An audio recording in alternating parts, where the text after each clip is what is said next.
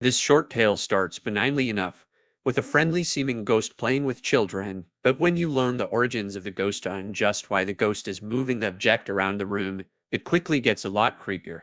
Submitted via Reddit by Scoopworm. When my sister Betsy and our family lived for a while in a charming old farmhouse, we loved exploring its dusty corners and climbing the apple tree in the backyard. But our favorite thing was the ghost. We called her Mother, because she seemed so kind and nurturing. Some mornings Betsy and I would wake up, and on each of our nightstands, we'd find a cup that hadn't been there the night before. Mother had left them there, worried that we'd get thirsty during the night. She just wanted to take care of us. Among the home's original furnishings was an antique wooden chair which we kept against the back wall of the living room whenever we were Did it get colder in here, or is it just me? I worked in the underground archives of the Vatican and know the truth about what they're hiding. Below the buried ruins of the Vatican necropolis, there's an intricate hive system of tunnels and bunkers that was constructed for archiving purposes and shelter in the likelihood of nuclear war. I was employed in the security unit underneath St. Peter's Basilica and had access to Vatican secrets.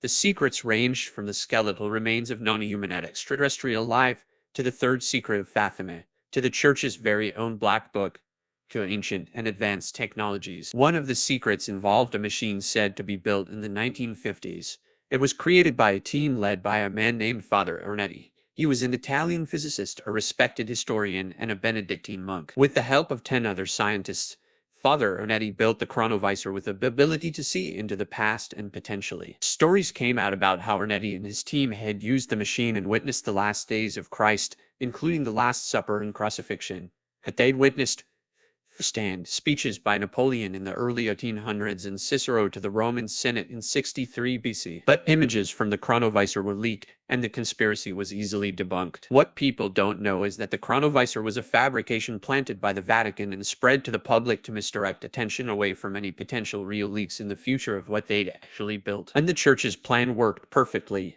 as did the real invention. It was called the Tiresias device, and could receive audio recordings of the future. It had a series of antennas and sensors that were able to pick up frequencies and wavelengths of every kind. What I understood was that it identified and decoded electromagnetic radiation left behind from past events. It was then programmed to use that information to assemble and predict future events. The data received is interpreted into sounds that were recorded varying lengths. Similar to tuning a radio, you could twist a special knob that would focus the antenna into better clarity. In security footage, I'd seen the device used by priests and scientists many times over. I'd learned how to turn it on, charge it up, and pinpoint the targeted location. In all my years working there, I managed to sneak into the Tiresias room and use the device 3 times. And each time, I went 30 years further into the future, but at the same location, which was Warsaw, where I was born. All 3 recordings I heard were different, and they were the types of futures only conceivable in nightmares. The first recording was just over 3 minutes in length. It started slow, then came into clarity. It was early morning. I could hear cars, buses, horns, factories, people. It was downtown Warsaw during morning rush hour. Thunder began to roll in. Then, a single tornado siren erupted in the city, followed by more and more. Sirens and alarms began to pierce out from the downtown core. There was confused yelling and shouting from people. In the distance, the deep hum and heavy rumble of gargantuan machines began to approach. A horrifying mechanical horn blared out. The confused yelling from people turned to screams of panic and horror. Explosions and gunfire were erupting from what sounded like fighter jets and aircrafts tearing across the sky towards the machines. A battle had commenced. It was chaotic, at least on the human side. Our attacks were uncoordinated and sporadic, and they weren't stopping the machines. The sounds of the machines approaching continued, 4-legged, one after the other. Bump, bump, bump, bump.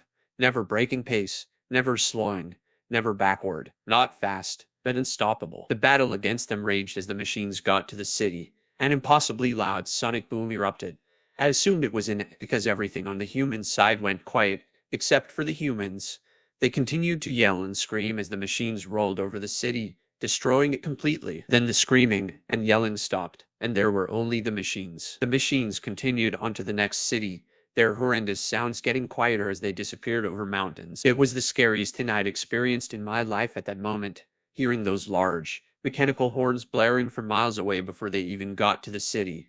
They weren't trying for a surprise attack. It didn't matter if they gave away their approach. You had all the time in the world to get up and leave before they got to your city. Eventually, you needed to stop, and they would catch up because they don't stop, and they definitely don't go back. They were methodical and impossible to unbalance. It was like trying to argue with a metronome. In the end, I couldn't tell if it was an alien race with large, advanced technologies in the form of heavily engineered machines, or if it was a self-aware ice system that had decided to give the human race its last inner check. Both possibilities filled me with terror. The next time I used the Tiresias device was 6 months later, and I targeted for 60 years ahead this time. I hoped to hear the sounds of civilization back, but I didn't, and it was even more frightening than the first. The recording lasted just over 4 minutes. There was a consistent, deep drone, almost like the hum of the earth.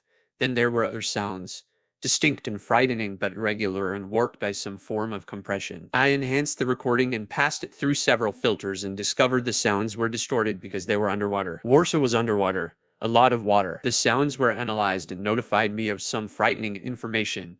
They were compressed by water, and based on the pounds per square inch calculated, the audio was at the bottom of a newly formed trench, with over 10,000 feet of water above it in the now expanded Baltic Sea, which Warsaw was at the bottom of. The strange sounds amidst the water were projected out in waves of awful, guttural pulses from what was calculated to be massive, obscene creatures, some new forms of aquatic organisms. After the audio had been cleaned, what I heard was the nightmarish version of a humpback or great blue's beautiful melodic tones. Amidst the loud and frightening pulses were a myriad of high-pitched whistles. It sounded like the creatures were screaming at each other. The sounds got closer and erupted in odd violence. There was thrashing and whistling and shrieking, all from disturbing versions of powerful underwater larynx, vocal cords and air sacs. Then it got quiet, and the stillness of the ocean depths resumed.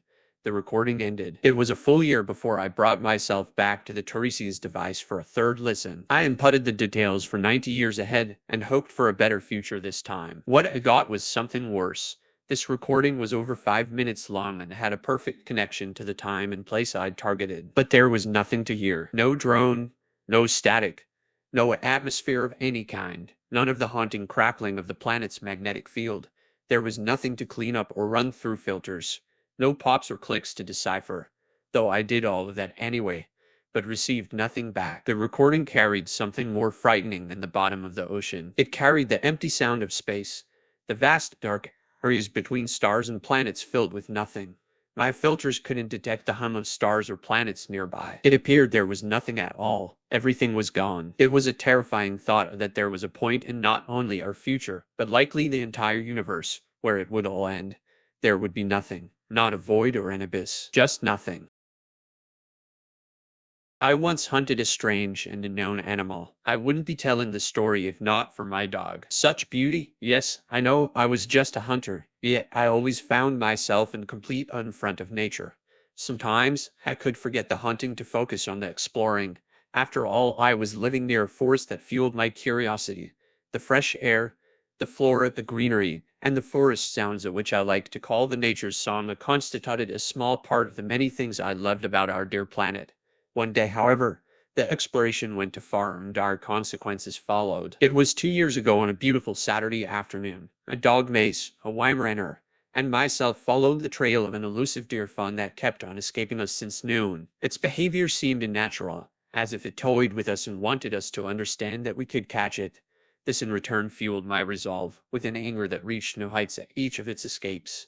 Sunset was fast approaching when Mace suddenly dashed in a direction that was off the deer fawn's trail, but I quickly followed, trusting my dog's sharp instincts. A mix of disappointment, surprise, and panic overwhelmed me when I set my eyes on the strange scenery. Out of a nearby bush, the deer fawn emerged and I swiftly hid behind a tree, determined to seize the opportunity of ending this once for all. I peeked, clenching my rifle, ready to strike at the right moment. The deer ignored Mace, walked behind the altar and disappeared for a few seconds, but my eyes almost popped out of the sockets when I saw a tiger cub emerge from the other side, either to protect Mace or to uncover the mystery behind all that. I immediately shot the tiger cub, knowing that they are born blind and depend on adult tigers for protection. The cub just slumped and Mace seemed to regain his senses as he lifted his head up. Something ominous seemed to come our way due to the bizarre encounter. So I rapidly put the cub in a game bag and left the place before something else happened. Long was the walk home after hunting so deep in the forest, but we arrived at my brick cabin during the evening without any issues. A false sense of insecurity that preceded the tsunami of terror waiting for us in the dark hours. I put the game bag on a table, ready to have a little rest after almost a whole day of hunting when suddenly, Spenacer, I heard coming from the bag. The faint, agonizing voice of a female human being. Spencer, Spenacer.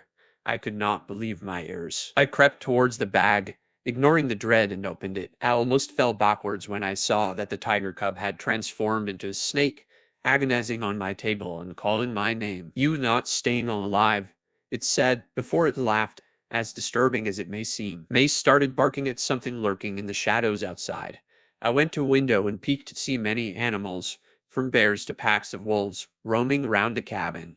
I retrieved my rifle when I heard other beasts making their way on the cabin's roof, until the thing on the table captured my attention once again. Spencer, it called, and I looked at it, then speaking to me as the deer fawn. What's this? What are you? I questioned, aiming at the entity, but Mace jumped in front of it, growling at me, something he never did. I know what you did during the war, the entity said as I lowered my rifle in disbelief.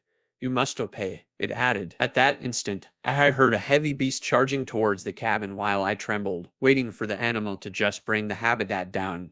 The beast hit the wall and shook the entire cabin, before I heard it retreating to prepare for its next attack. All the other beasts outside started making their respective and distinctive noises. It seemed that the whole fauna of the forest came after me for a deadly showdown. What do you want? I asked. Wuklido already a bargain with me. The entity responded as the heavy, strong beast hit the wall for a second time, making an enormous crack on it. Who? I asked. Dog. The entity replied. Mace, I spoke, perplexed. Mace, not his true name. The entity said as the beast finally tore through the wall, revealing itself to be a bear, and in one swift movement knocked me out. The next morning, Mace woke me up and I saw the hole on the wall, a testimony of the previous day's strange and terrifying events. Glad that both of us were still alive, I packed up and left, with the intention of never returning to such a quiet life. I took the direction of a big and busy city, hoping that it will help me escape from the past, but little did I know that Mace carried a fragment of this supernatural encounter with him.